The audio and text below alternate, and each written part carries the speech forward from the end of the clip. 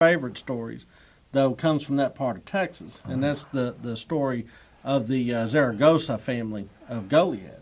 Yeah, the Zaragozas, or like a lot of Tejanos, are military families. Okay. And when Pop retires, he retires in place, and the family just becomes Tejanos. Was he stationed there at the Presidio La Bahia? He was. Okay, so he's just one of the military colonists. Well, and apparently during the Texas Revolution, he is actually an infantryman for Santana in the Centralist Army. Oh, wow. And but he has I'm trying to remember his name. It was Miguel Zaragoza. Talking about his son? No, Talking about the dad. the dad. Yeah. It's Miguel, and he has a son, Ignacio. Ignacio, yeah, Zaragoza. And interestingly, his mom, that is to say, Miguel's wife, Ignacio's mother, Yeah. is a Seguin. Oh, well, yeah, that's right. I knew that there was Yeah. a connection there.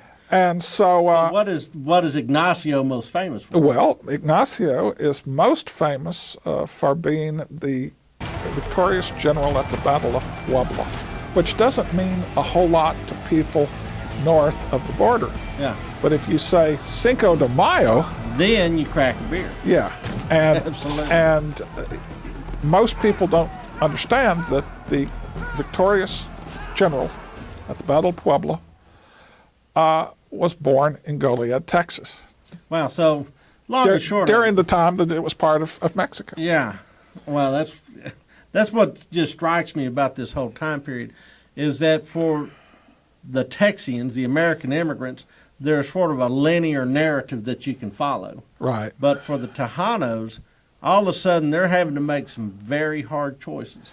Well, and what the Americans don't always understand about the Federalists, they know that the Federalists are pro-American immigration.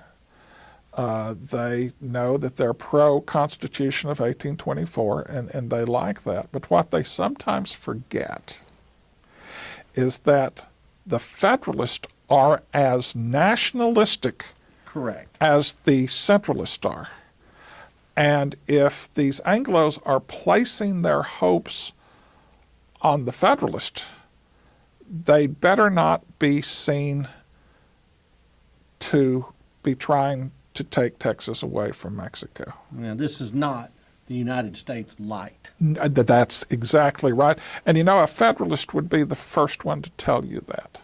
Right. We're going to hear about some of those guys. Well, coming up. and even some of the Federalists are put off by what they see the Anglos doing in Texas, are not doing, and that is assimilating, making any effort to blend in.